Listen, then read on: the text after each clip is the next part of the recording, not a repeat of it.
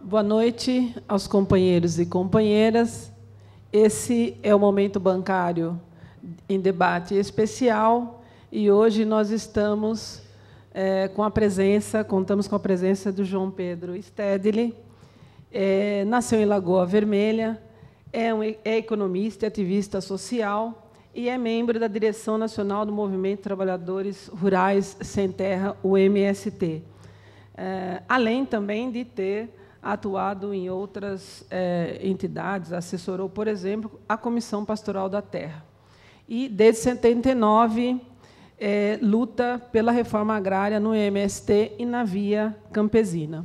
Hoje, o tema que nos trouxe aqui é a questão dos transgênicos. O que são os transgênicos? Eu quero, primeiro, cumprimentar o João. Muito obrigado pela presença. Gostaria que você iniciasse aqui um pouco com os participantes, e a gente normalmente tem uma presença muito forte, não só da categoria bancárias, mas também como outros estudantes que se colocarem, inclusive, interessados no tema. Eu gostaria de passar para ti já, para poder fazer o cumprimento e falar um pouco do que são. O que são os transgênicos? O que é isso na nossa vida? Muito obrigado pelo convite. Agradeço, lisonjeado, essa oportunidade de poder estar dialogando com tantos companheiros, companheiras, cidadãos que têm interesse, o que acompanham a vida do Sindicato dos Bancários. E fiquei até surpreendido e contente ao ver um sindicato de uma categoria de trabalhadores urbanos também preocupados com um tema que aparentemente diz respeito à agricultura, por ser sementes transgênicas, mas, ao mesmo tempo, como a grande imprensa não debate esse tema, há uma ignorância generalizada na sociedade brasileira sobre a sua verdadeira natureza e sobre as possíveis consequências na saúde das pessoas, porque aquelas sementes transgênicas vão produzir um produto agrícola transgênico, um alimento transgênico, e que vai para o nosso estômago e o nosso organismo, e tem consequências diversas, seja no meio ambiente, seja na saúde pública das pessoas em geral. Então, estou muito contente em estar aqui. Conforme nós combinamos, vou conversar um pouco sobre o tema dos transgênicos, mas, sobretudo, o contexto da qual eles surgem. Então, vou começar um pouco pelo conceito e depois vou ao contexto socioeconômico que determinou o surgimento das sementes transgênicas. As sementes transgênicas foi uma consequência do avanço da ciência, sobretudo depois da Segunda Guerra Mundial para cá, quando os laboratórios, sobretudo farmacêuticos, conseguiram ir decodificando os DNA dos seres vegetais, dos animais, e o último foi o ser humano. E, a partir da codificação de todos os genes que compõem a natureza de cada um desses seres, os cientistas em laboratório conseguiram, então, fazer mutações genéticas. Ou seja, eles mexem lá no laboratório, na estrutura natural de uma planta ou de um animal, e introduzem genes que a natureza não permitiria. E, com isso, nós temos um novo ser vivo que recebeu o apelido de transgênico, porque ele sofreu uma transgenia. Um outro gene não natural foi introduzido no seu organismo. No início, as primeiras pesquisas estavam relacionadas a, sobretudo, você fazer mutações genéticas numa planta para que ela ajudasse a produção de um determinado remédio, ou que a pessoa, ao alimentar-se com aquela planta transgênica, pudesse curar alguma enfermidade. Então, na origem da tecnologia, dentro do grande campo da biotecnologia, ou seja, as técnicas de mexer com a vida, havia um propósito dos cientistas generoso. Não é? No entanto, nos últimos 10 anos para cá, fruto do próprio desenvolvimento do capitalismo, nessa etapa financeira e controlada pelas grandes empresas transnacionais, houve uma mescla nos capitalistas. Antes, logo depois da Segunda Guerra Mundial e durante o período do capitalismo industrial, os capitais estavam separados. Havia as fábricas industriais, os laboratórios, a agricultura, os venenos e os bancos.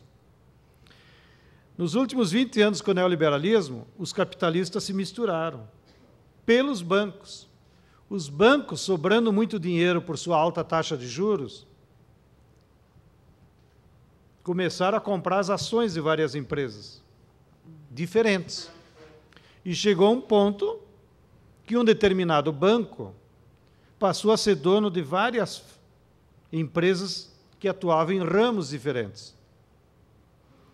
E o banco, ou se quiserem, o capital financeiro, então, promoveu essa junção de interesses num único grupo. Não?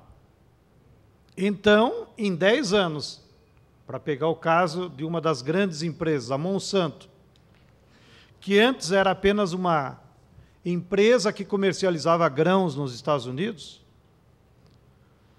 com a injeção de capital financeiro dos bancos nela e em outras empresas, em 10 anos ela formou um conglomerado composto de 38 outras empresas que foram sendo compradas e incorporadas no que é hoje a Monsanto. E a Monsanto, que antes era apenas uma empresa de comercialização de grãos dos Estados Unidos, não só se internacionalizou, mas dentro da Monsanto agora tem fábrica de adubo, fábrica de venenos agrotóxicos, fábrica de remédios, fábricas de vacinas e indústria de alimentos, como de óleo de soja e de outros subprodutos da própria soja. De maneiras que o que era apenas uma empresa muito específica, agora se transformou em um conglomerado que controla dezenas de ramos de produção. Esse movimento que houve é que levou a acelerar o uso da biotecnologia para eles terem mais lucro nas sementes. Então, o que aconteceu? Pegando o exemplo da Monsanto, e tudo isso está na página dela, então nenhum advogado pode se preocupar em querer me processar por citá-la como exemplo, já que é o exemplo mais claro desse processo que houve com outras empresas. Então, a Monsanto usou aquele conhecimento científico que já havia sido acumulado nos laboratórios para fins medicinais, e ela começou a fazer experiência nas sementes, no caso da soja, que era, digamos, a sua especialidade. Então, em laboratório, eles pegaram as variedades de soja naturais, que o homem havia domesticado desde os tempos da China, e fizeram uma mutação na soja, em laboratório. Incluíram um novo gene, que no caso da soja, para ser mais específico, utilizaram como condutor um gene presente na ervilha. Então, vocês imaginem, soja e ervilha lá na nossa horta nunca se misturariam. Mas lá no laboratório, os cientistas botaram um genzinho da ervilha dentro da soja. E essa mutação genética, no caso da soja, teve como objetivo transformar a soja resistente a um tipo de herbicida que a Monsanto produzia nas outras fábricas de venenos. Então, daí nasceu a soja transgênica, controlado pela Monsanto. E qual é o valor dessa soja transgênica? Na origem, alguém de vocês podia estar pensando, não, mas então pode ser que essa soja foi feita uma mutação genética nela para ela ser mais produtiva, ou ter mais proteína, o óleo da soja ser mais saudável? Não. O único objetivo dessa operação em laboratório que a Monsanto fez foi para que a soja resistisse a um superveneno com base em glifosato que eles mesmos fabricavam. E, ao mesmo tempo, essa soja morreria com a aplicação de qualquer outro veneno. Bem, então surgiu daí uma semente transgênica cujo único objetivo é ela ser resistente a um herbicida produzido pela própria fábrica. Daí veio o nome, inclusive eles foram honestos, como eles disse antes. Então eles apelidaram essa soja transgênica de propriedade da Monsanto de soja Roundup. Esse é o nome dela, transgênico. E por que botaram o nome de Roundup? Porque ela resiste ao herbicida Roundup. Então as pessoas já sabem, essa soja é para aquele herbicida. Então, todos os agricultores que forem plantar essa soja podem aplicar o herbicida da Monsanto, que o herbicida vai matar todos os outros seres vivos naquele território, menos a soja. Em outras circunstâncias, a soja também morreria, a plantinha da soja. Mas ela não vai morrer, porque justamente eles fizeram aquela mutação genética que ela resiste. Ela fica lá vivendo. Bom, então, vamos às consequências ambientais. Vocês conseguem imaginar, agora, também para usar um exemplo e, se quiser processar, processe. O Blairo Maggi, ex-governador do Mato Grosso, não me perguntem como, mas ele, em apenas 15 anos de vida pública, conseguiu, com muito trabalho, porque ele levantava muito mais cedo do que nós, acumular 200 mil hectares no Mato Grosso. 200 mil hectares é o tamanho de 2 cidades de São Paulo. São Paulo tem 100 mil hectares, que vai lá desde Parelheiros até Guarulhos, dá 100 mil hectares, para vocês terem uma ideia da dimensão. Pois o Blairo Maggi tem uma fazenda de 200 mil hectares. E nessa fazenda ele planta soja, e por isso que ele se transformou o maior produtor de soja mundial. E ao aplicar o herbicida Roundup, ele mata todas as formas de vida que há nesse território. E só fica a soja, o resto fica branquinho como está aqui. Então, vocês conseguem imaginar o desequilíbrio que isso provoca na natureza num território tão rico como é a pré-Amazônia, já que nós estamos falando do Mato Grosso, onde havia uma diversidade de vidas vegetal e animal impressionante. Não vai ter mais. Não vai ter mais. Ou seja, só tem a soja. Tudo o resto foi matado. Bom, quais são os agravantes? Evidentemente que isso provoca um desequilíbrio que nós aqui em São Paulo e os nossos colegas, amigos da Serra Fluminense, já estão pagando preço. Por quê? O equilíbrio ambiental é que determina o regime das chuvas. E no momento em que você, num determinado ambiente, só tem uma planta, e a natureza se desequilibrou, já não provoca mais a mesma pulverização ou a mesma captação da água. E é isso que os cientistas daí de outra área nos explicaram, que em função das agressões que houve com o desmatamento da floresta e ter colocado uma só planta, a soja, ou um só pasto, no caso da pecuária, isso faz com que as chuvas que antes caíam lá mesmo, para reabastecer a floresta e a biodiversidade, agora viajem e pelos ventos vem tudo para o sudeste. Então, como eles dizem, se formou um rio na atmosfera, que todo verão, em vez de cair lá, vem cair aqui. E é por essa razão que mesmo você, bancário que está em casa, deve ter se dado conta que os verões no Sudeste têm sido agravados com chuvas cada vez mais torrenciais, porque elas vêm agora da Amazônia e caem de uma vez só.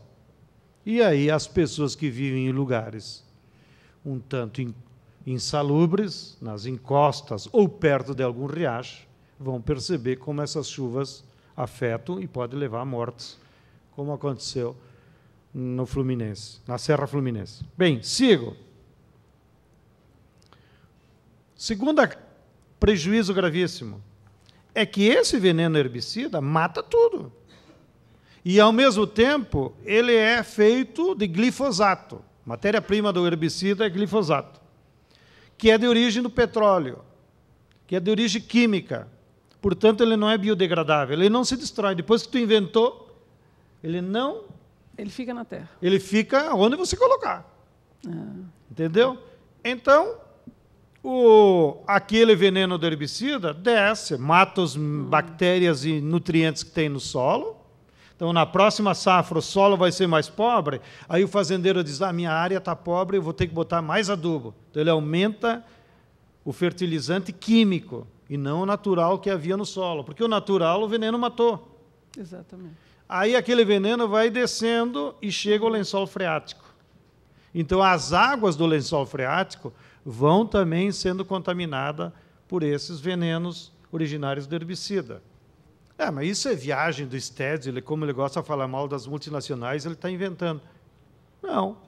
Vocês podem tomar como base, agora eu vou pegar um exemplo aqui de São Paulo, mais próximos de vocês, em homenagem ao Vacari, que era de Ribeirão Preto. Né? É verdade. Ribeirão Preto. Todo o abastecimento de água potável da cidade é uma companhia municipal. E a origem da água não é mais açude, porque não tem mais açude. Eles pegam do lençol freático. Bem, eu já ouvi depoimentos de funcionários, servidores públicos lá da Prefeitura de Ribeirão Preto, que a cada ano eles têm que baixar mais o poço artesiano, porque não conseguem mais alcançar a água, porque a água é sugada pelo monocultivo da cana. E a cada ano, no exame de laboratório, aparece uma quantidade maior de venenos na água potável que depois dão para a população. Então, alguns eles vão fechando o olho, né, porque são em quantidades menores, e outros têm que aumentar o tratamento da água para combater o veneno que veio, nesse caso, pelo herbicida colocado na cana.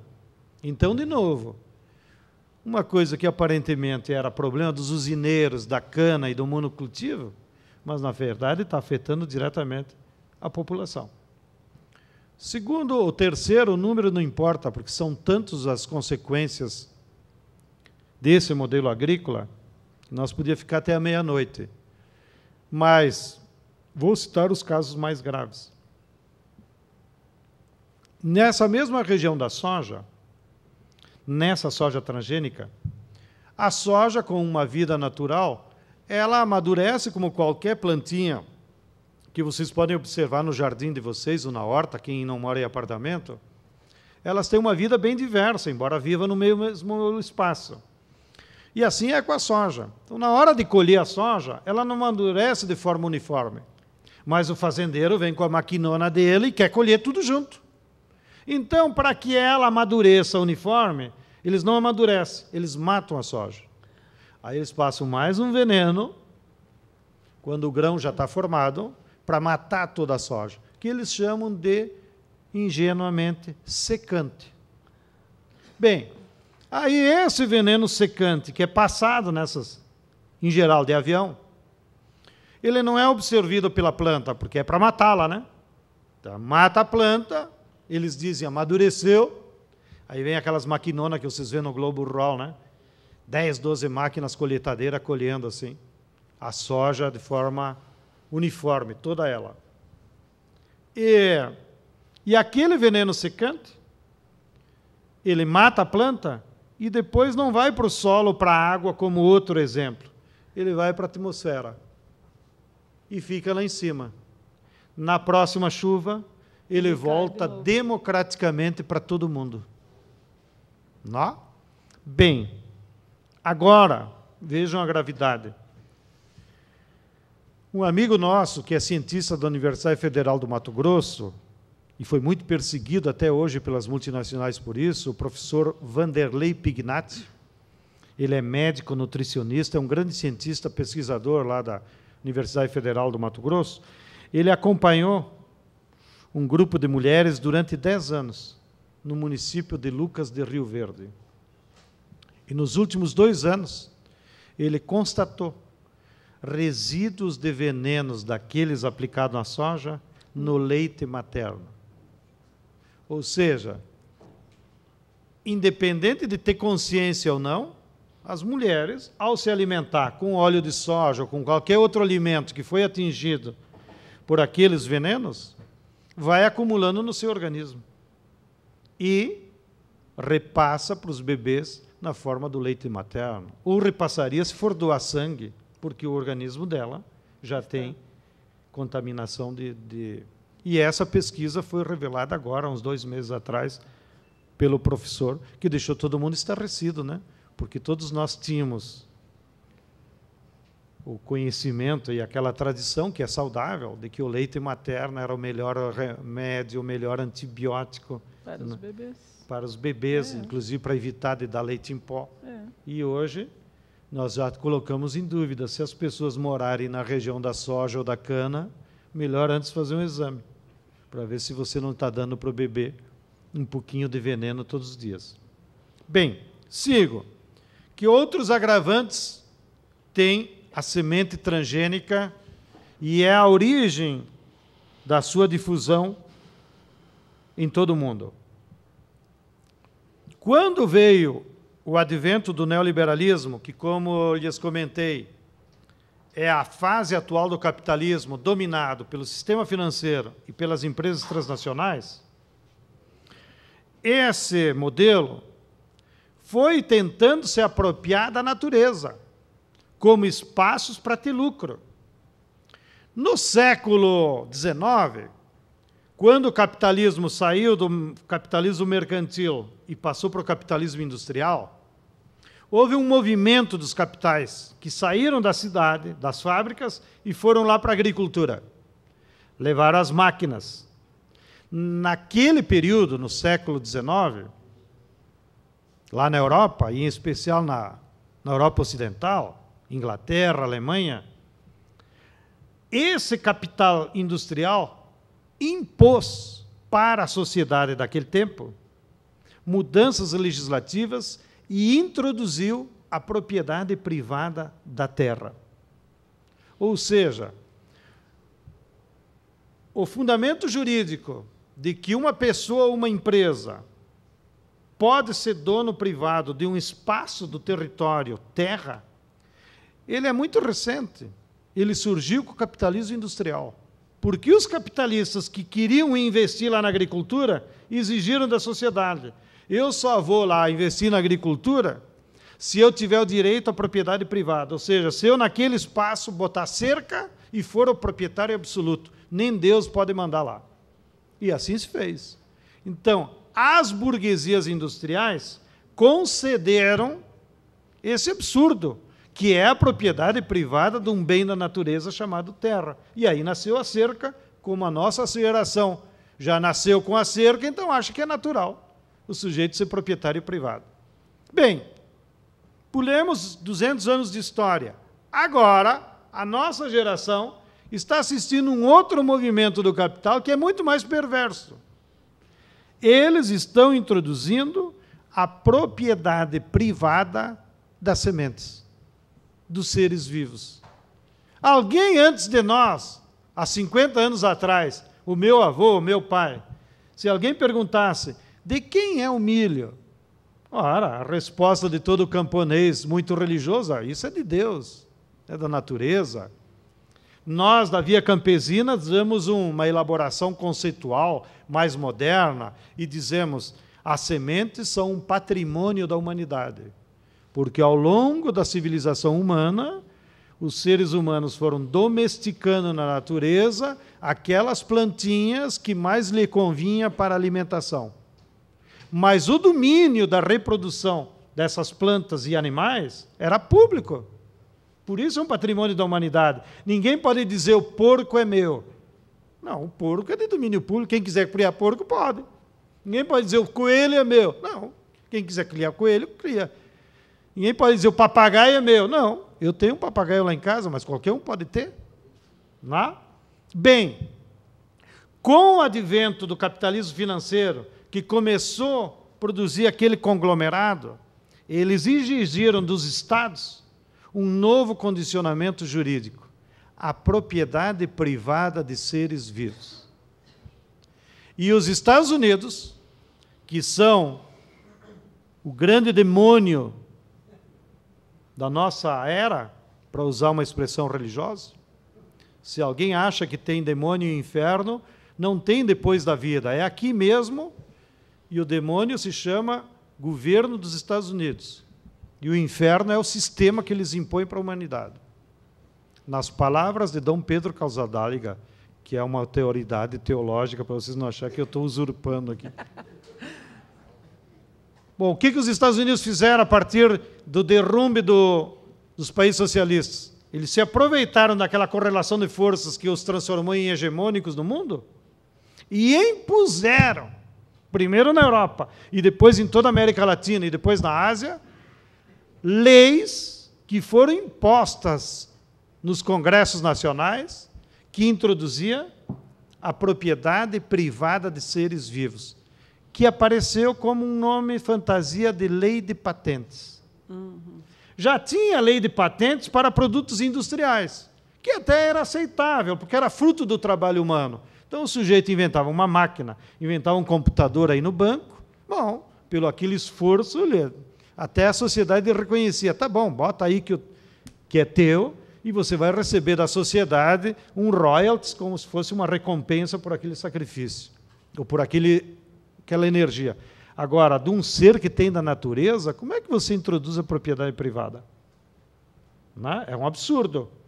Então, os Estados Unidos fizeram uma malandragem, por isso que eles são diabólicos. Qual foi a malandragem que eles fizeram? Nem todos os países aceitavam que se introduzia a propriedade privada de seres vivos, porque é um absurdo, do ponto de vista da ética que conduz os seres humanos e do ponto de vista de todas as filosofias e religiões.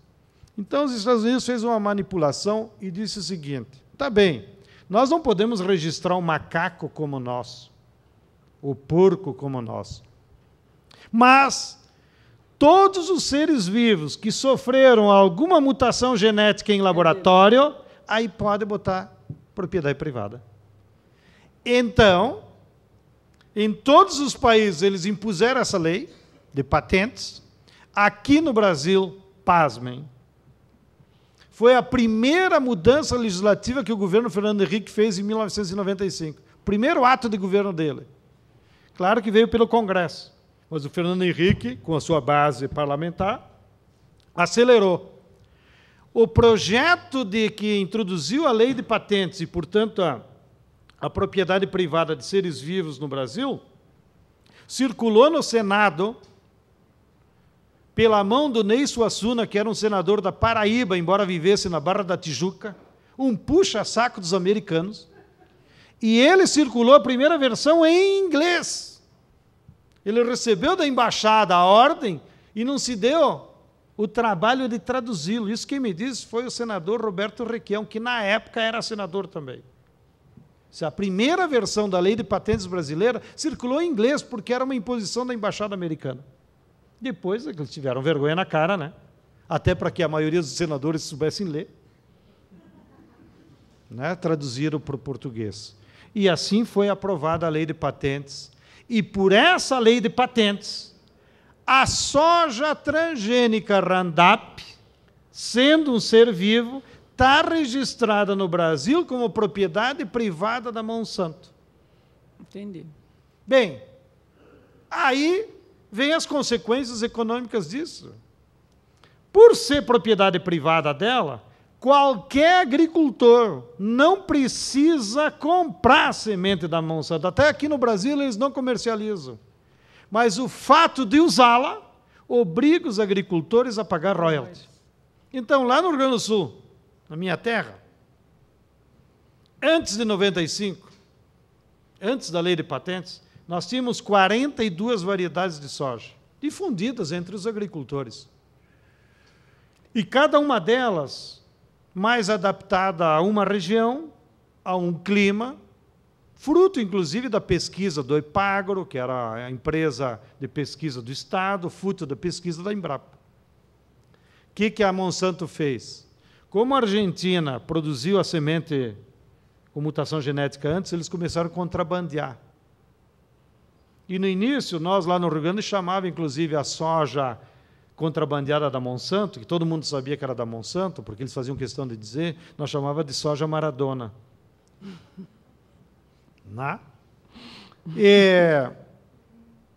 Que era apenas uma referência para caracterizá-la como argentina. Que coincidiu com tempos ruins do Maradona. Isso. Também.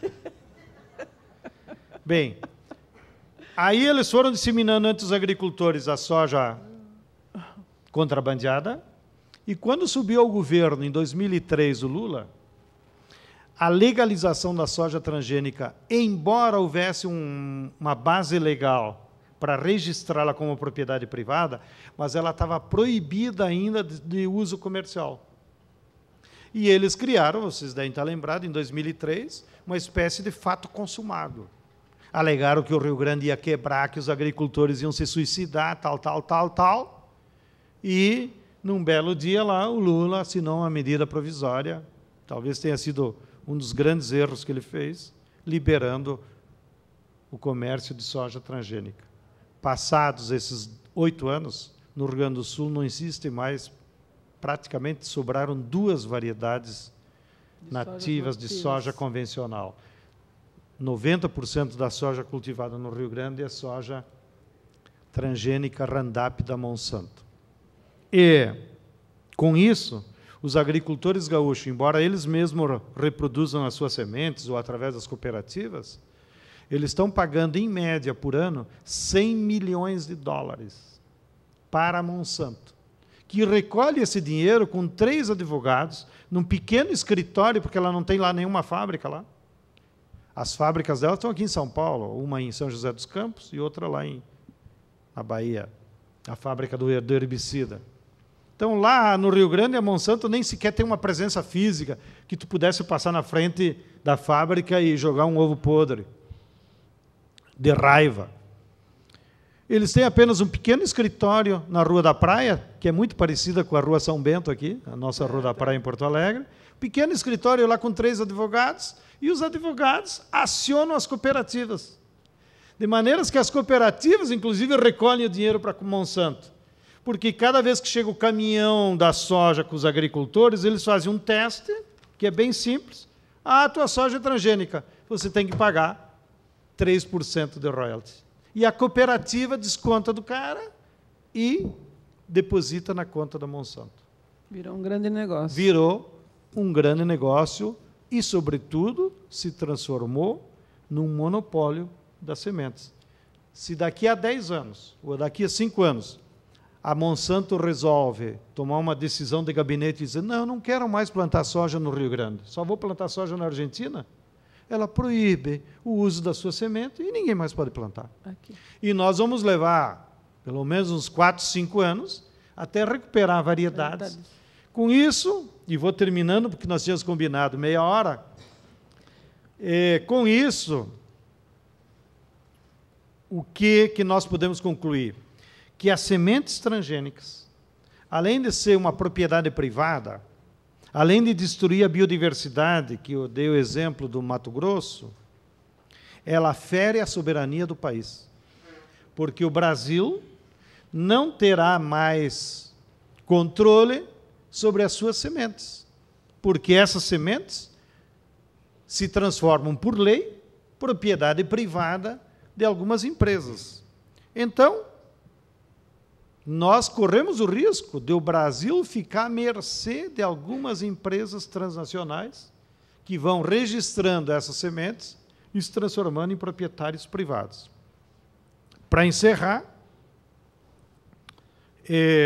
no Brasil nós já temos legalizado, né, para uso comercial.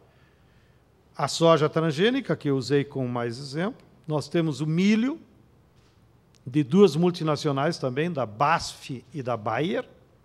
Nós temos uma variedade de algodão, que esse até não seria tanto problema, porque não é alimentício, né? Embora você depois na roupa vai ter contato. E nós temos em discussão também para legalizar variedades de cana transgênicas. E nós conseguimos barrar, felizmente, lá na Comissão de Biotecnologia, que é a que legaliza o uso comercial, duas variedades importantes. Então, para os nossos ouvintes e quem está aqui conosco, também não se suicidar, e a tragédia não é tão grande, há uma luta constante, nós conseguimos mobilizar a opinião dos cientistas tal, e conseguimos barrar a liberação do arroz transgênico, que era da Bayer. E conseguimos barrar o arroz, primeiro, porque nenhum país do mundo até hoje aceitou esse arroz. Porque como o arroz é de uso massivo e cotidiano, ninguém sabe quais são as consequências que teria no organismo humano. De uma utilização diária, né? De uma utilização diária. Entendi. Uma coisa é você dizer, não, óleo de soja, de vez em quando, eu tal. compro. Mas de vez em o quando arroz, eu como soja. O arroz é um perigo. Por quê? Já compartilhando outra informação. Não existe nenhuma pesquisa que determina quais os efeitos dessa soja transgênica no nosso organismo. Claro, os puxa-saco da empresa, muito bem pagos, os jornalistas, dizem, não há perigo nenhum. Claro. Que ninguém morreu até agora comendo soja. Mas ninguém pesquisou se há ou não perigo. No entanto, algumas variedades de batata e de milho já apresentaram consequências graves na saúde dos animais. Entendi. Dos porcos e das galinhas. Vocês viram que na Europa, inclusive, agora eles tiveram que sacrificar milhares de frangos porque estavam sendo alimentados com milho transgênico que gerou um fungo lá que trouxe problemas para a saúde humana. Então, o que nós pedimos? Nós não somos contra a ciência, continuamos pesquisando a biotecnologia, mas não pode usar para seres humanos enquanto não tem pesquisa a certeza do resultado. Então, na dúvida, vamos segurar. Tem até eu lembro, me passaram um material e tem uma observação aqui que eu fiquei, assim, me chamou a atenção. Que as sementes transgênicas são patenteadas pelas empresas que as desenvolveram. Quando o agricultor compra essas sementes, ele assina um contrato que o proíbe de replantá-las no ano seguinte. Prática de guardar sementes tradicional da agricultura, comercializá-las, trocá-las ou passá-las adiante. Eu entendi, por conta do que você explicou, que tem a ver, é propriedade de quem produziu aquela, no caso, a soja transgênica. Aquela criação, aquilo é cria dele, portanto, é dele. Mas aqui me ocorreu, essa plantação constante cai dentro daquela lógica que você falou da produção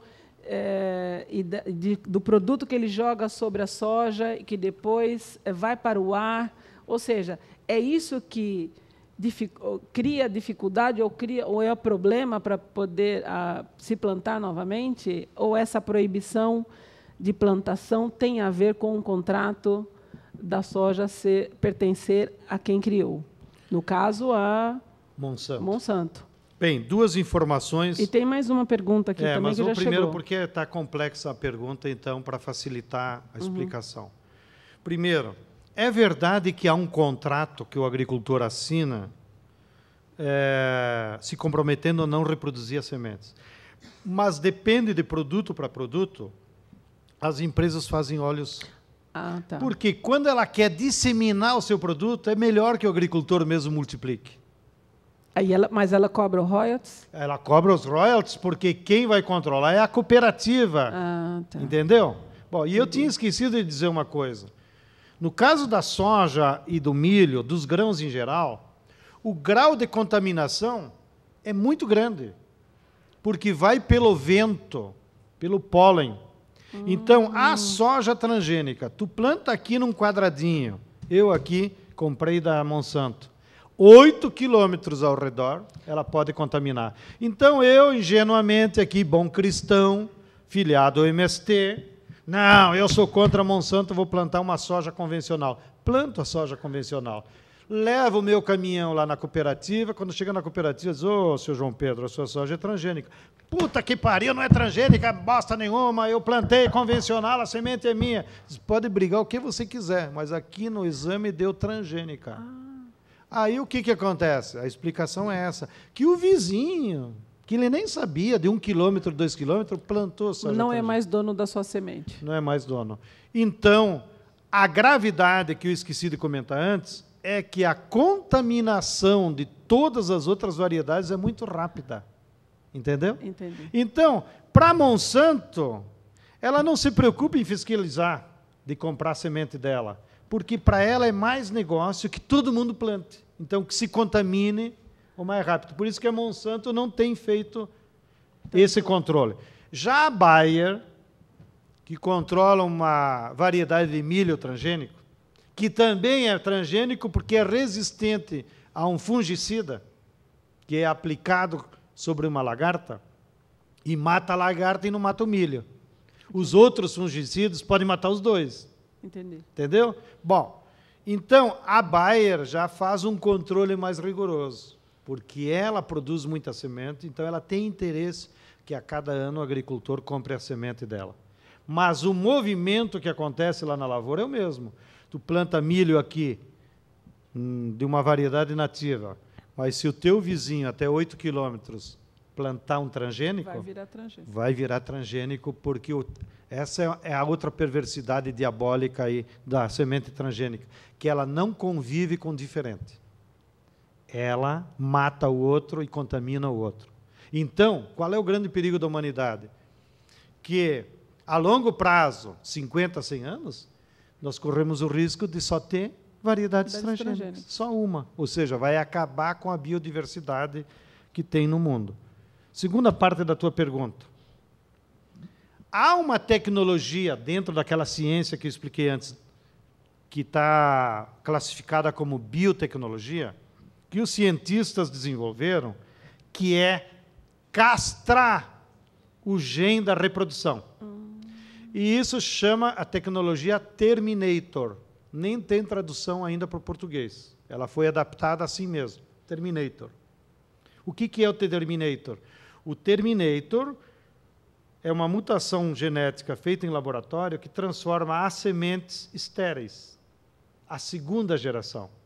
Então, você compra da Monsanto, da Bayer, o milho agora, aí tu dá uma de vivo, né? Eu vou guardar essa semente para o ano que vem eu plantar. Tu planta e nem sequer a plantinha nasce. Você é obrigado a comprar de novo. Você é obrigado a comprar de novo. E perde o serviço de plantar, né? Claro. Porque não nasce nem a planta, não é que ela não vai dar fruto, não nasce a planta, porque ela foi castrada na sua fertilidade. Essa tecnologia foi chamada de Terminator, todas as empresas dominam, todas as empresas têm as sementes já com essa castração, porém, houve um grande movimento da comunidade científica no mundo inteiro, e as Nações Unidas, nas suas conferências que fazem sobre biodiversidade, por isso que é no tema da biodiversidade, ela proibiu o uso da tecnologia Terminator.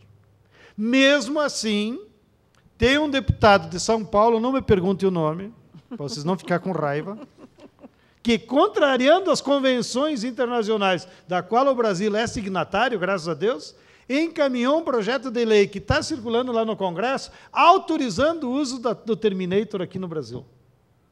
Bom, se nós aplicar sementes transgênicas acrescidas com essa característica, castradas, eles usam Terminator porque é mais chique, né?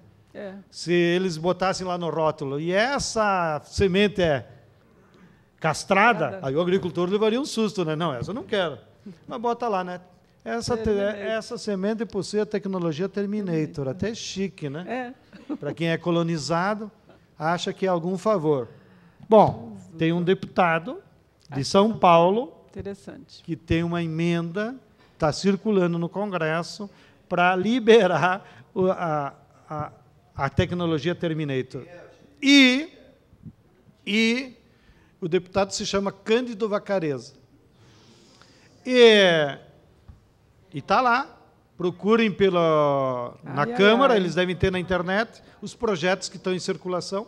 É acesso público, isso não é nenhuma fofoca. Nem quero falar mal dele, só espero que ele retire, né? Porque isso é uma vergonha.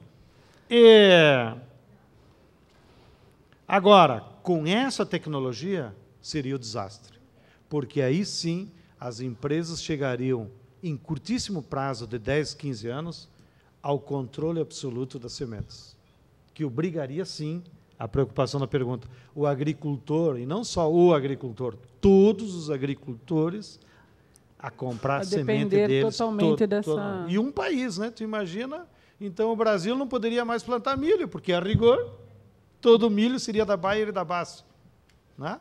E se você inventar de cuidar lá, né? Não, mas você vai escondendo a tua semente. Tu pode esconder, mas tem o fator da contaminação. Da contaminação. Tem uma pergunta que chegou aqui, Marcelo Nunes.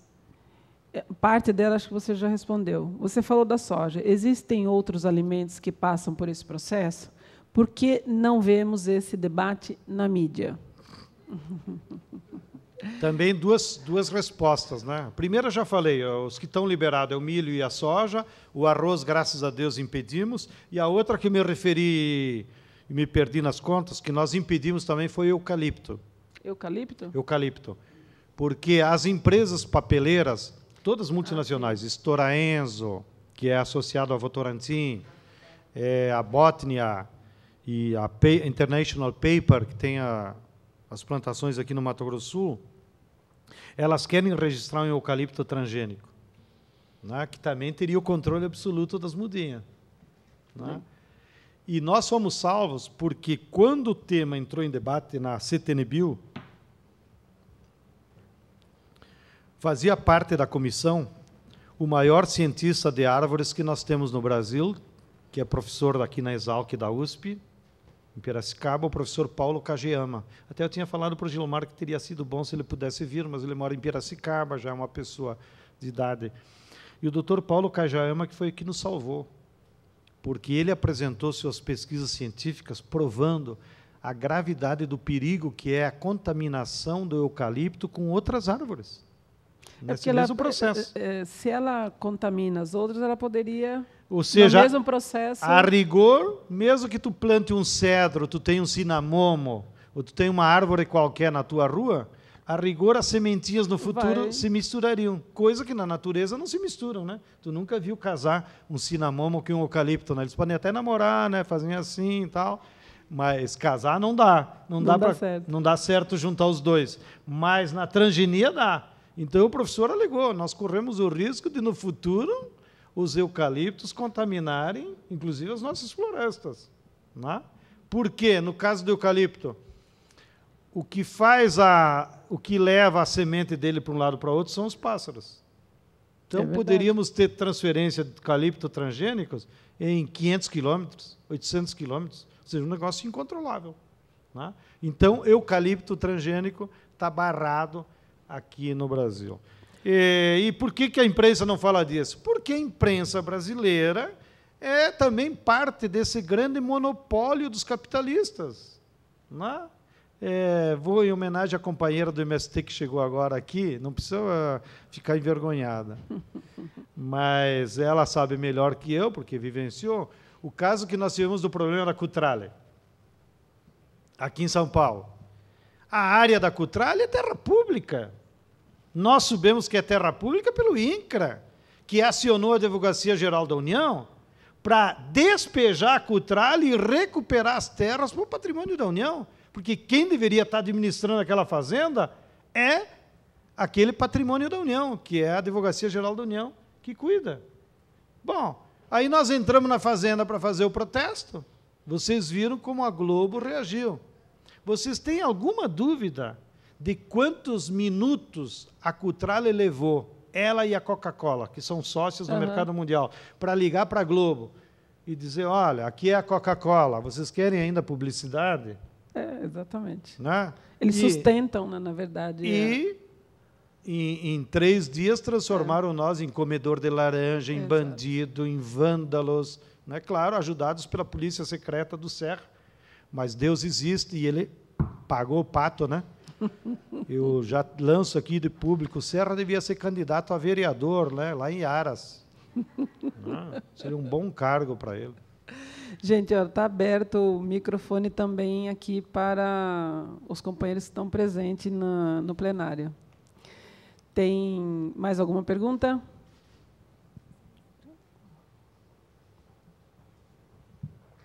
Pode falar mal de político aqui? Você é livre para falar. Pior que está gravado, agora, né? Nós vimos, existem alguns documentários a respeito dos transgênicos, a discussão em relação às contaminações, etc. E nós vimos que alguns países ainda impedem os transgênicos de entrar. Por exemplo, a questão do México impede os transgênicos no milho, mas mesmo assim as empresas jogam as sementes por meio de aviões ou de outros produtores para contaminar esses transgênicos, né? Para contaminar o natural, o orgânico, né?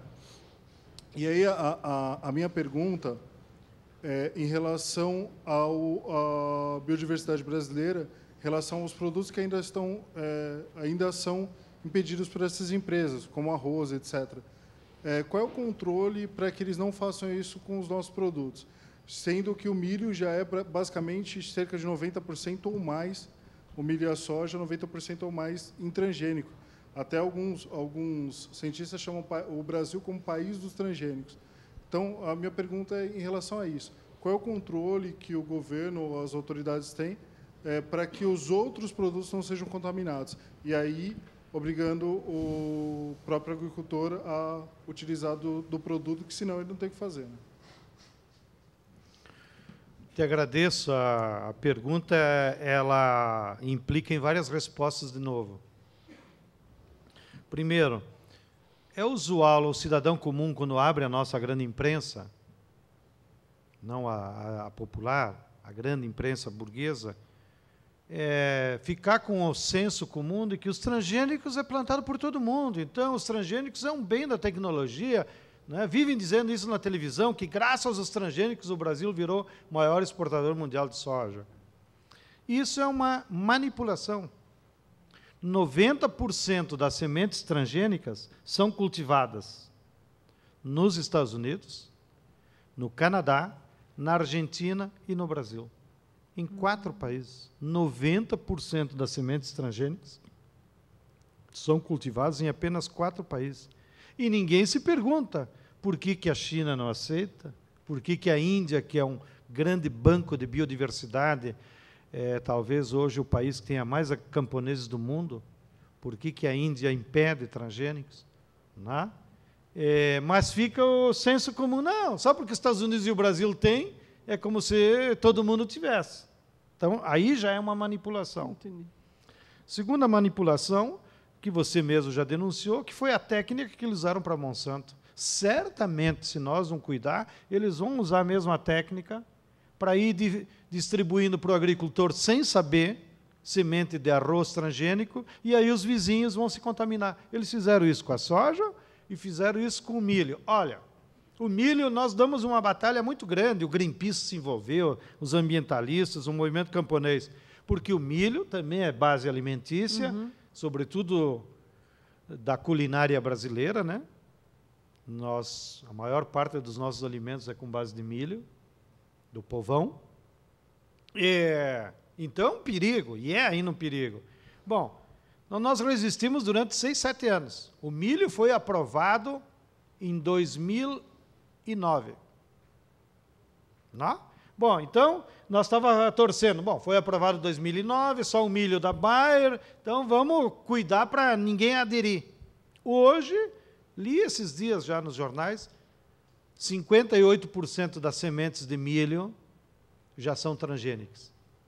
Por que eles tiveram tanta rapidez se tudo demora anos para multiplicar sementes?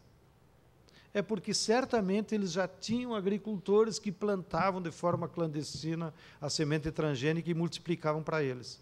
Assim como certamente eles trouxeram semente de milho transgênico da Argentina, contrabandeado de novo, exato, porque é proibido importar. Então, ninguém controla essas empresas. Né? E você pergunta, como controlar? É uma desgraça. Nós achamos que a melhor maneira de botar um limite nas empresas e controlar o avanço dos transgênicos é se o consumidor se conscientizar e ele não comprar. E por isso nós fizemos uma luta e conquistamos. Então, o governo Lula, para se salvar, né? No mesmo ano, em março, ele liberou a soja do Rio Grande e em dezembro de 2003, graças, e faço uma homenagem pública ao ministro aqui de São Paulo, Márcio Tomás Bastos, quando ele era ministro da Justiça, ele regulamentou um decreto exigindo, até como base no Código do Consumidor, que todos os produtos alimentícios que tenha componente transgênico têm que constar no rótulo. E, na regulamentação no decreto, botaram que tem que ter um triângulozinho vermelho para chamar atenção, com um T dentro. Então, se você visse aquele triângulo com um T dentro, o triângulo é amarelo e o T vermelho ou preto, é assim que determina a lei, chamaria a atenção do consumidor. Opa, aqui tem transgênico. Né? E nós temos pesquisas do IDEC, do Greenpeace, que 75% do povo brasileiro não quer comer transgênico, tem medo. Então, o que fazem as empresas? Escondem, não cumprem a lei. Ninguém está comprando, só tem uma empresa que está colocando no óleo de soja, que é transgênico. E tem uma outra empresa, também agradecemos de público, que agora eu não me lembro o nome, mas é lá de Goiás, que ela faz o contrário. Ela usa soja convencional para o seu óleo e bota lá, bem grandão, não contém transgênico. Então, alerta a população. Então, a nossa briga agora, e te agradeço a pergunta, é conscientizar os consumidores para exigir o rótulo, que conste. Mas daí não adianta brigar com o governo, porque o governo já tem a lei, o governo fez a parte dele. Fazer cumpri-la agora. Agora é brigar com o gerente do supermercado. Vocês, quando forem comprar o óleo de soja e não tiver o T e nem tem o aviso, brigue com o gerente. Para que o gerente se sinta pressionado pelos consumidores e daí o gerente vai pressionar o distribuidor e assim forme uma cadeia. Porque, teoricamente, quem devia fiscalizar se tem ou não no rótulo, ou é a Secretaria de Saúde do Estado, que daí tem 1001 outra prioridade, e a gente reconhece, ou a Anvisa. Agora, a Anvisa, que são médicos heróicos, que estão lá fiscalizando e garantindo a sanidade, a vigilância sanitária, como está no nome, para a nossa saúde pública, sabem quantos fiscais a Anvisa tem? 52. Ó, 52 supermercados deve ter num bairro de São Paulo, né? Então é impossível, humanamente impossível, achar que a Anvisa vai controlar. Por isso que a única maneira é se o consumidor, se o cidadão comum se conscientizar, tua saúde está em risco. Quando você for na compra do supermercado, na hora de comprar os alimentos, brigue com o gerente. Cadê o rótulo aqui? Ó? E se tiver dúvida, ligue para o IDEC. Né? Ou chame o SAMU.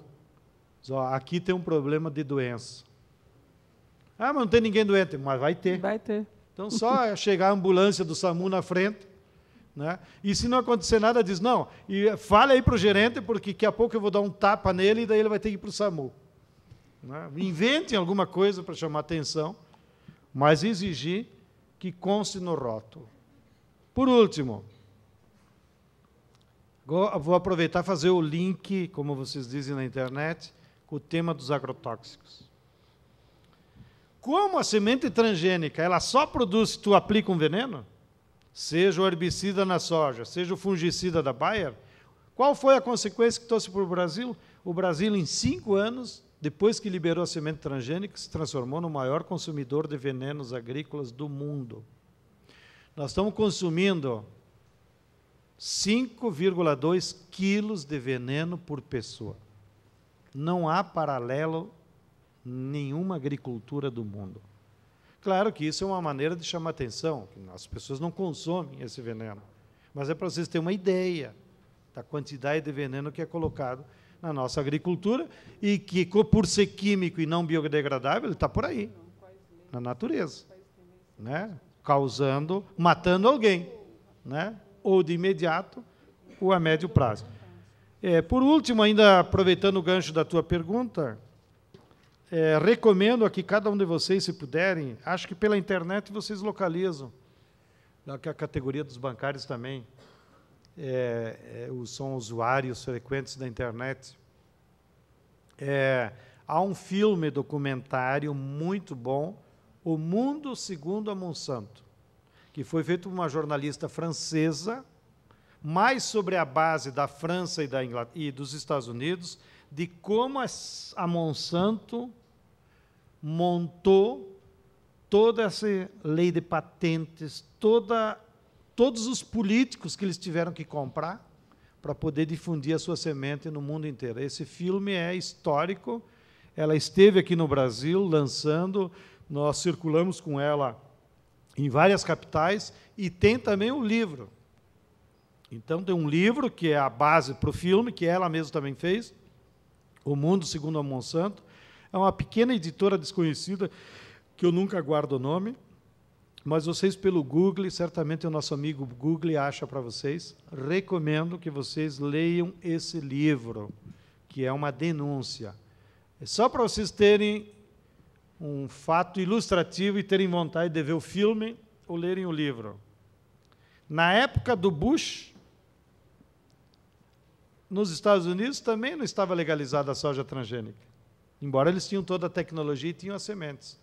Porque havia pressões nos Estados Unidos dos ambientalistas e da bancada democrata contra os transgênicos. Bom, a Monsanto despejou milhões na campanha do Bush, e o Bush nomeou o novo ministro da Agricultura dele, foi o advogado da Monsanto, que não entendia nada de agricultura. Ele ficou 6 meses de ministro da Agricultura dos Estados Unidos, aprovou a liberação da soja transgênica e depois saiu. E a moça, essa cineasta, entrevista ele. Mas o senhor, como advogado, por que virou ministro? Disse, não, porque eu fui lá cumprir uma missão na minha empresa. E depois, por que saiu de ministro, que é o ministro que ficou menos tempo, 6 meses? Não, porque eu já cumpri o que queria, que era a legalização da soja transgênica, e fui embora. João, tem uma pergunta, que, embora você já tenha... Assim, na verdade, assim, quais países têm leis severas contra transgênicos? Por quê? Você falou um pouco da Índia, né? Mas essas leis são severas? Assim, é proibido ter, mas como é que ela é tão severa assim? Ela penaliza de que forma? Como é que... As leis mais severas são na Europa Ocidental, né? E na Índia, são mais severas. E elas proíbem o cultivo comercial. Então, se algum agricultor descobre, avisa o governo, eles vão lá e destroem. Ou os próprios agricultores, no caso da Índia, têm feito muito isso. Descobrem que tal lavoura é transgênica, por alguma informação, sempre tem os trabalhadores, né? Porque, no fundo, não é o engravatado da Monsanto que vai lá plantar, né? Eles têm que enganar alguém. Então, sempre que os agricultores descobrem ou desconfiam, né? Eles vão lá e denunciam, e daí os próprios agricultores destroem a lavoura comercial. No caso da Índia, para ser mais adequado aos fatos, há uma liberação de uma variedade de algodão transgênico, que justamente também lá tem um governo neoliberal, passou a lei com a desculpa que o algodão não é alimento. Só que o algodão na Índia é um cultivo muito popular, porque toda a base da agricultura da Índia é camponesa. Não é como aqui no Brasil, que a maior parte das terras é grandes propriedades. Lá é tudo pequenininho, inclusive a cana-de-açúcar, tudo pequenininho, pequena propriedade. Isso significa que milhões de camponeses cultivam algodão. E o que aconteceu lá na Índia é que esse algodão transgênico, que eu não me lembro aqui qual é a empresa que é proprietária agora, ele implicou no aumento da dose de veneno. E esse veneno, segundo denúncias da cientista Vandana Shiva, que é uma das grandes cientistas hindus que tem nos ajudado na Via Campesina, porque ela é geneticista, então toda a vida dela é pesquisando isso.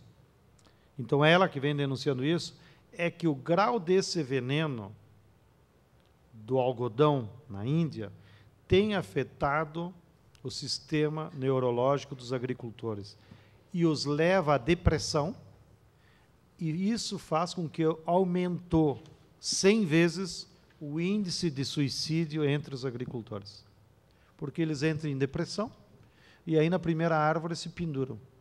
Então, já se suicidaram centenas de agricultores, comprovadamente, como consequência de que aquele veneno, como ele é pulverizado no algodão e não é assimilado pela planta natal, os agricultores respiram, isso gera depressão, e na depressão eles se suicidam. Então, tem custado vidas humanas diretamente nesse caso.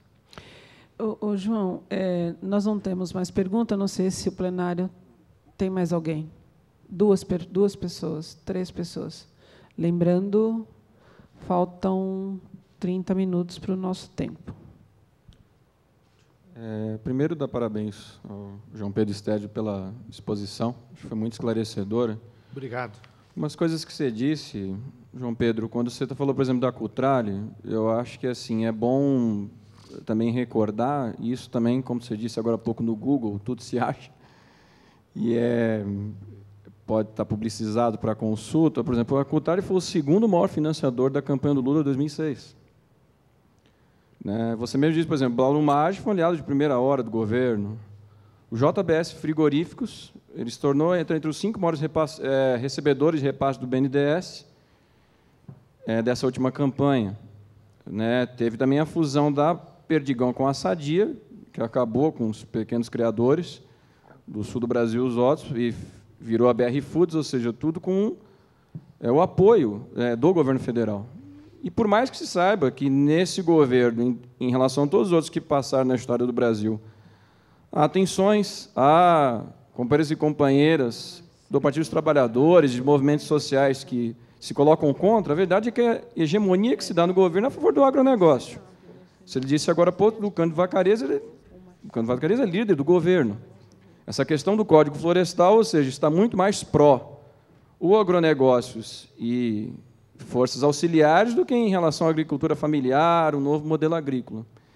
Então, queria saber como é que você avalia essa imbricação de interesses dessas grandes multinacionais ligadas ao agronegócio e a atuação do governo federal propriamente dita, porque, ao invés de se contrapor, pelo contrário, é sustentáculo dele e círculo vicioso, ele acaba também subsidiando essas grandes empresas, a ponto de fazer reprimarizar a economia brasileira. Até 3 anos atrás, a gente tinha superávit na balança comercial, fruto desse agronegócio, que nada mais é que não desenvolve o país, não é em prol da população.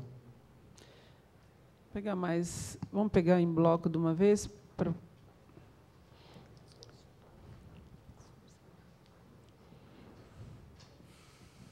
Boa noite, Stedley. Boa noite. Boa noite, Raquel. Boa noite. Sou Marcelo, sou dirigente sindical aqui do Sindicato dos Bancários aqui de São Paulo. E, Stedley, eu gostaria que você comentasse um pouco, a gente está falando de controle das multinacionais, da semente, mas também que você comentasse o controle das multinacionais em relação às terras brasileiras.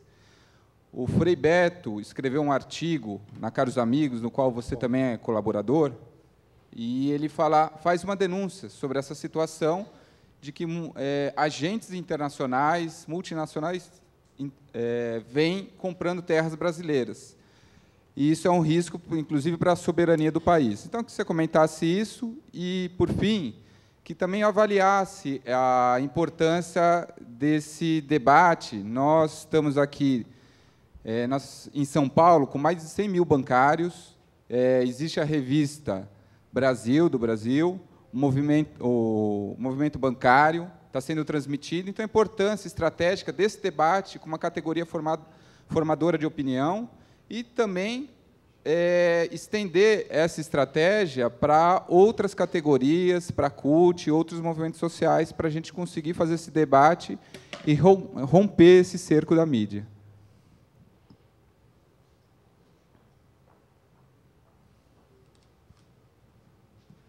Boa noite. Boa noite. Sou Fernanda, participo do Movimento Humanista. Recentemente, a gente teve uma experiência muito boa. A gente tem construído parques de estudo e reflexão com bioconstrução, que é terra, enfim.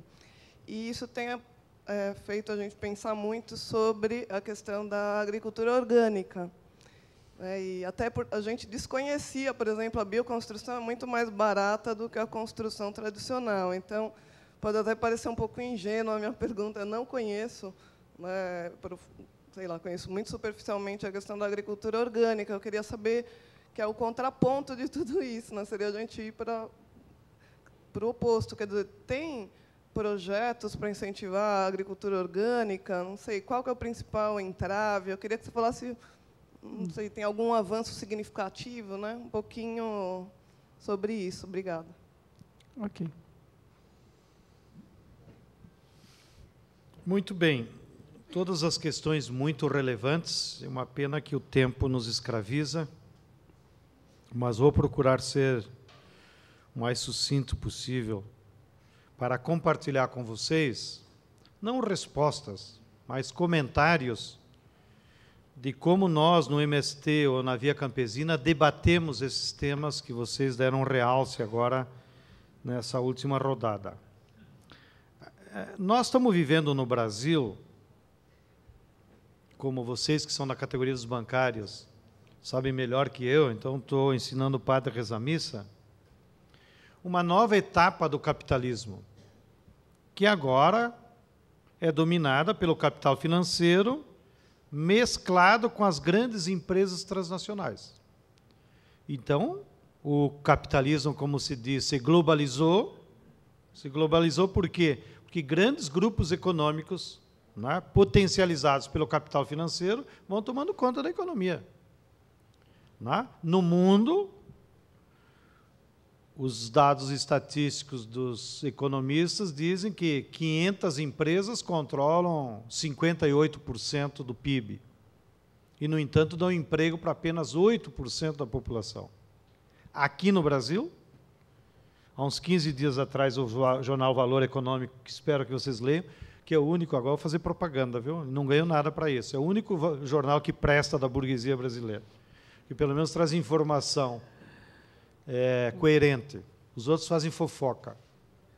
O jornal Valor Econômico estampou na capa, há uns 15 dias atrás, o balanço das 100 maiores empresas brasileiras. Elas controlam 42% do PIB brasileiro e tiveram um lucro líquido, depois do imposto de renda, de 129 bilhões de reais. Então, a economia brasileira é dominada por essas 100 empresas. Não é? E no mundo, parte delas que são transnacionais e outras. Então, essa nova etapa do capitalismo chegou agora lá na agricultura. E esse capital globalizado, misturado com as empresas transnacionais, ele chega lá na agricultura para controlar o modelo de produção. E fez uma aliança com os grandes proprietários. E daí nasceu o agronegócio. O agronegócio não é um verbete do dicionário, como faz crer o Chico Graziano quando escreve no Estadão. O agronegócio é um modelo dessa fase do capitalismo para organizar a produção agrícola, que é baseado em grandes propriedades, priorizando a produção de commodities. Então, nós dizemos, eles querem produzir lucro, não alimentos, voltados para o mercado externo e, em vez de usar mão de obra, eles usam máquina e veneno. Se contrapondo a esse modelo, nós defendemos uma agricultura familiar, embora cada movimento use um rótulo diferente. Se vocês virem por aí na nossa literatura ou nos boletins dos movimentos sociais do campo, vocês vão encontrar diversas expressões para o mesmo modelo. Então, uns chamam agricultura familiar, outros chamam agricultura popular, outros chamam plano camponês, e nós do MST chamamos reforma agrária popular, para se diferenciar da reforma agrária clássica, que só dividia a terra.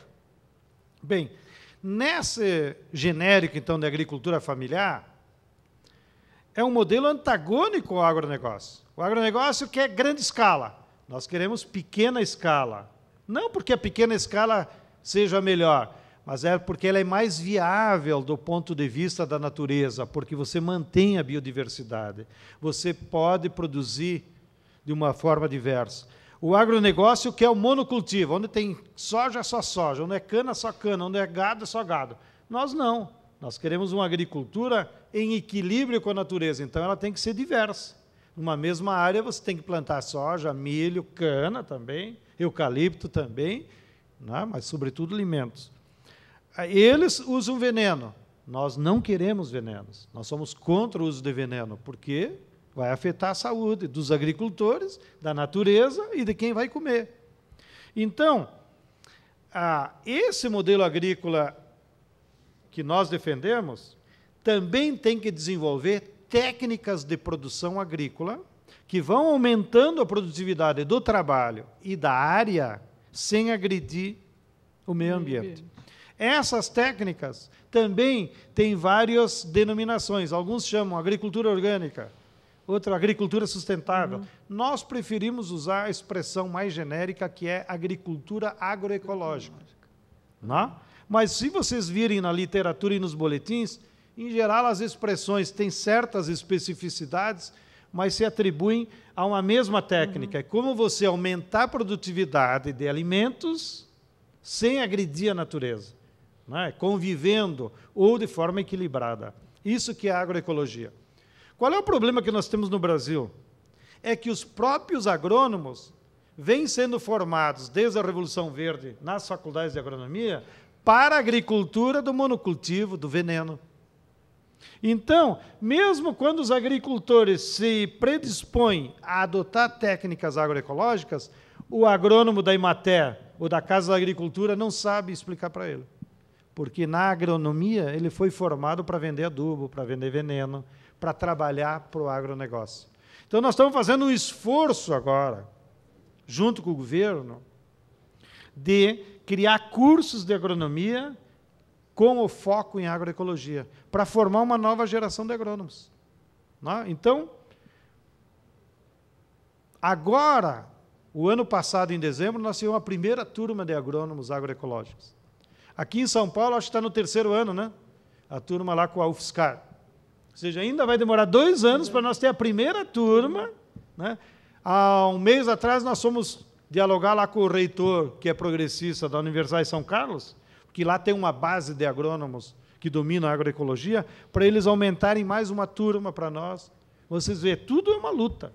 Bom, então, esses dois modelos, eles se enfrentam lá na agricultura, se enfrentam na imprensa, se enfrentam na academia, se enfrentam nos partidos e se enfrentam no governo.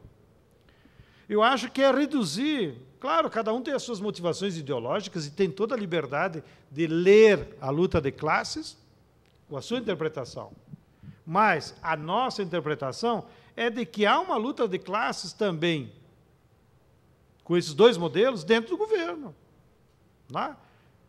A bem na verdade, o agronegócio não é hegemônico no governo Lula nem na Dilma. Ele é hegemônico, e concordo contigo, no Ministério da Agricultura. O Ministério da Agricultura está a serviço do agronegócio. Mas nós não podemos dizer a mesma coisa do MDA. Não podemos dizer a mesma coisa da Conab. Por exemplo, nós conquistamos no último período, e não porque o governo deu de graça, que aqui também ninguém quer ser pelego ou puxa-saco. Nós temos que analisar a luta como ela é. Nós conquistamos com o governo, por exemplo, 2 programas muito importantes para fortalecer a agricultura agroecológica e a produção de alimentos saudáveis, que foi o PAA, ou seja, obrigar a Conab, que antes só se preocupava com o estoque do agronegócio, hoje a Conab está mais direcionada para a agricultura familiar. E ela compra previamente os alimentos do pequeno agricultor. Isso é uma revolução na cabeça do agricultor, embora ainda seja limitada na sua influência. Por isso que nós temos que ampliar as ações da Conab. Por quê? Porque o camponês, ou o pequeno agricultor, como diz o nome, ele é um agricultor.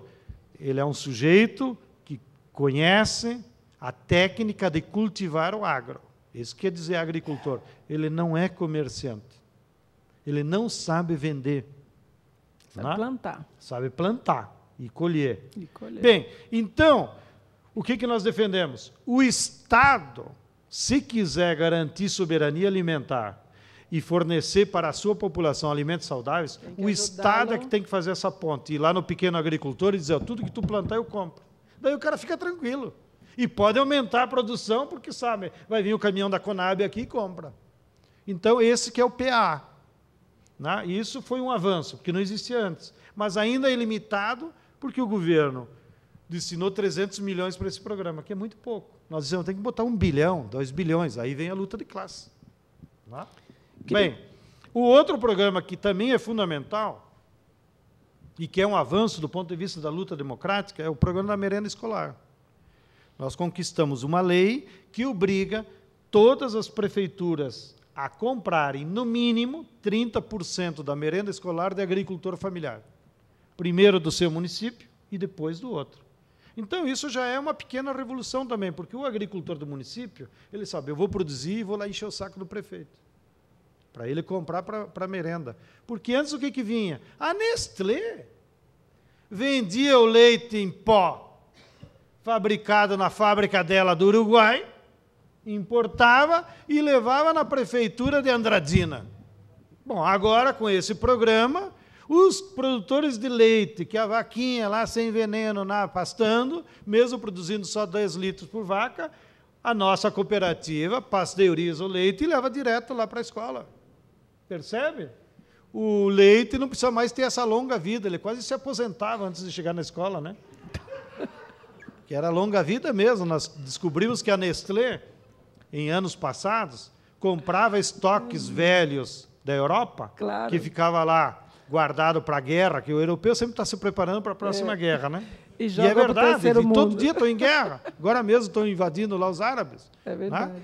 Bom, então, o estoque de leite em pó a cada 5 anos vence. Então, eles vendem a preço... Despeja aqui, né? Despeja aqui, levavam para a fábrica do Uruguai e concorria conosco. Bem, então, é essa disputa que tem. E, evidentemente, agora você tem razão, para você ver que estou concordando com parte. Evidentemente que o agronegócio, que é o que tem o dinheiro, ele despeja milhões para financiar os seus candidatos.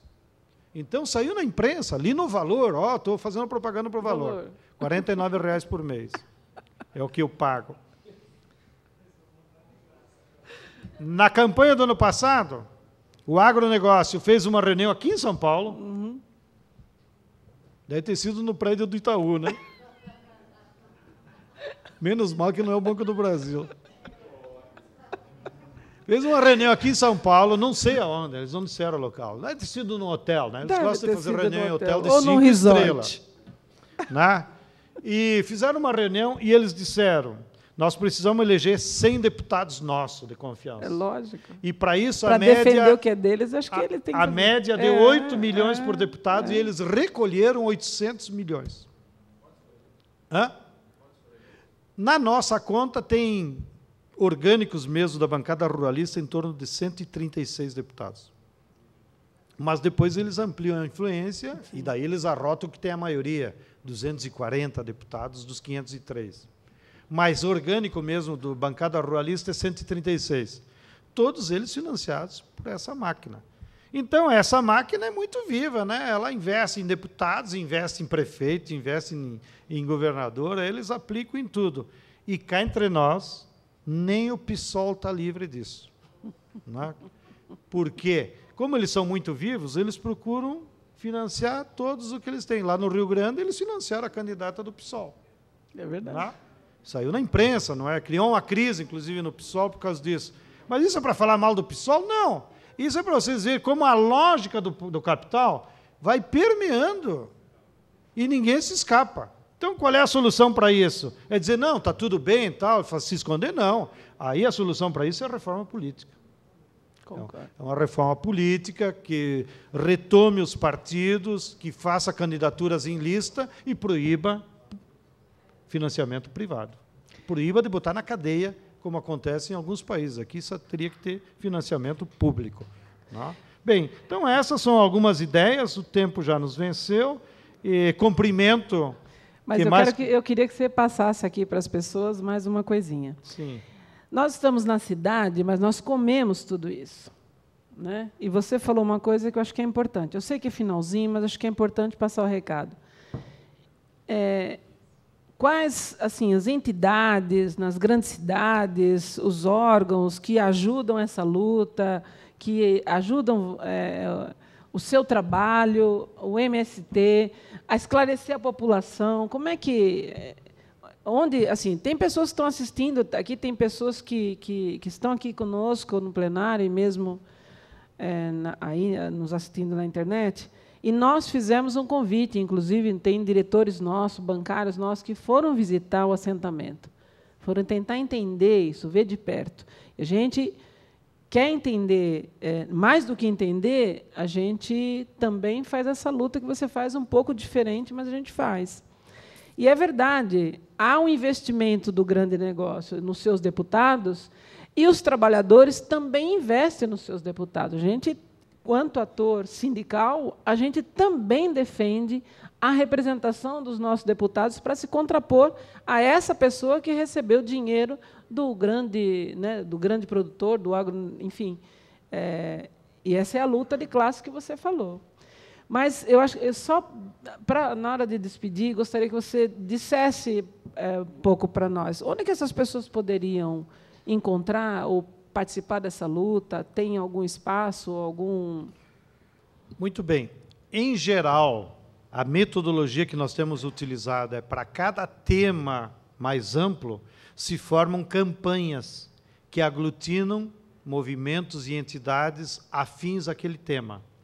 Por exemplo, agora estamos aí numa luta de classes do Código Florestal, que o que está em jogo é se nós vamos entregar a Amazônia e o Cerrado para o agronegócio ou não. Exato. Porque a única coisa que eles querem é isso, é acabar com a reserva legal. Bom, então, em torno da defesa do Código Florestal, nós montamos uma articulação que participam 50 entidades nacionais, inclusive a CUT, parte da CONTAG, porque a CONTAG está dividida, a CONTAG do Nordeste está conosco, e a CONTAG do Sul está com o Aldo Rabelo.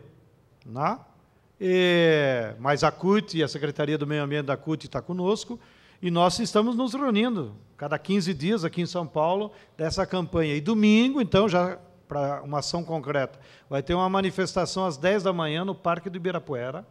Todo mundo que quer defender a nossa natureza e contra qualquer desmatamento, vá domingo de manhã lá no Parque do Ibirapuera, às 10 horas, que é essa grande articulação de ambientalistas, igreja, CNBB, parlamentares.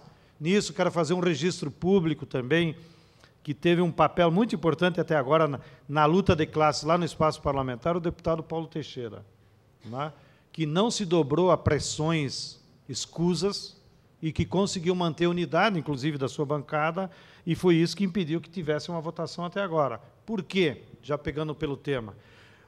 A bancada ruralista quer pressa. Para a sociedade não se dá conta do perigo que está correndo. Exatamente. Eles querem votar logo. E nós queremos debater na sociedade, para que a sociedade se dê conta dos perigos. Né? E eles fazem um movimento contrário. Então, quanto mais nós adiar a votação, mais tempo nós temos para que a sociedade se manifeste. E o Ministério do Meio Ambiente fez uma pesquisa, segundo o seu representante na nossa última reunião da campanha, que revelou que 95% dos brasileiros, e, portanto, dos bancários, me imagino, que estão dentro, são contra qualquer medida que leve ao desmatamento. Portanto, a sociedade brasileira já tem uma consciência conservacionista. Mas ela não está explicitando, porque as bancadas não estão refletindo a opinião, a realidade, o da sentimento sociedade. da população. Então, nós temos que provocar que a população se manifeste para que isso repercuta lá no palácio, lá na Câmara. Bem, e sobre os agrotóxicos também. Nós temos uma articulação de uma campanha nacional contra o uso dos agrotóxicos, que é uma campanha muito interessante, inclusive, porque ela mescla movimentos sociais, tipo a Via Campesina, a CUT, alguns sindicatos, o sindicato da Embrapa, que é dos pesquisadores, com a comunidade acadêmica. Muitas universidades estão aderindo, porque eles estão percebendo lá no hospital universitário quem é que chega. E também setores do governo, que têm consciência, como a Anvisa, como a Fiocruz, que trabalham com a saúde pública e sabem que os problemas do agrotóxico estão gerando gravíssimas consequências para a saúde pública. Apenas uma informação para assustar os bancários que estão em casa. A cada ano, são registrados no Brasil 40 mil novos casos de câncer de estômago. 90% deles originários dos alimentos contaminados. Claro, dentro deles o tabaco e a cachaça, que também já vem duplamente contaminado, né? Desses 40 mil casos de câncer no estômago, 20 mil vão a óbito. Nossa Senhora. Por ano. Portanto, as empresas transnacionais, que são 10 empresas que produzem agrotóxico, estão muito bem nos seus balanços. Mas o povo está pagando com a vida, né? Esse uso indiscriminado dos venenos dos nossos alimentos. Finalmente, então, se você, além de participar dessas campanhas no seu sindicato, na sua entidade, ajudar a botar no seu boletim, enfim, é uma campanha de conscientização, né? Nós temos que criar uma indignação na população para que a população saiba o que está acontecendo. Mas, nos casos mais graves, já citei, quando for fazer o rancho lá no supermercado, brigue com o gerente, que é o primeiro que está na frente, para ele brigar com o outro, E brigar com o outro, até assim chegar vai. lá na Monsanto e na Bunge. E, casos mais graves, denunciem para o IDEC, Instituto de Defesa do Consumidor. Aqui em São Paulo são muito ativos, na maioria das capitais tem. E também, na maioria das capitais, tem aqueles conselhos de defesa do consumidor, né? E em muitos lugares, também nos casos mais graves, tem participação do Ministério Público, seja estadual, quando afeta a saúde, denunciem para os promotores, seja no caso do meio ambiente, daí é o Ministério Público Federal, que inclusive quero compartilhar com vocês uma boa notícia, eles participam da nossa articulação em defesa do Código Florestal, e eles estão dizendo que essas medidas que o Aldo está propondo no relatório dele são anticonstitucionais. Que tu não pode mudar a reserva legal do país por uma lei comum.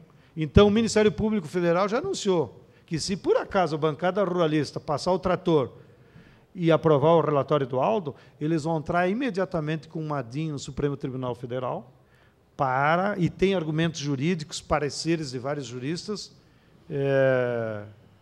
argumentando de que essas mudanças são anticonstitucionais, ou seja, no mínimo precisaria aquela duas votações e os 2 terços. E, portanto, não é lei normal que faz. Então, companheiras e companheiros, cada um na sua trincheira, seja num banco, seja num jornal, seja lá num acampamento, acho que temos muita tarefa pela frente e, apesar de ser uma correlação de forças adversas, mas nós temos do nosso lado a história da civilização, nós temos a natureza, que vai se vingar contra eles, todas as agressões que sofrem, e nós temos a consciência da população. Infelizmente, nós vivemos num período de refluxo do movimento de massa, mas isso é temporário, faz parte desse período. Logo, logo, o povo brasileiro, as suas organizações vão voltar a se mobilizar, e eu tenho certeza que nós vamos avançar muito em construir um Brasil mais justo, mais igualitário, onde todos os cidadãos têm as mesmas oportunidades. Muito obrigado pela atenção. Obrigada, João Stedley. Eu quero agradecer a tua presença. Eu aprendi muito aqui hoje e tenho certeza que quem nos assistiu também aprendeu muito. E, numa outra oportunidade, com toda certeza, iremos contatá-lo para uma outra... um outro debate como esse. Obrigada. Obrigado a vocês. Obrigada a todos. Espero que o sindicato ajude com o advogado se alguém me processar. Ok. Boa noite.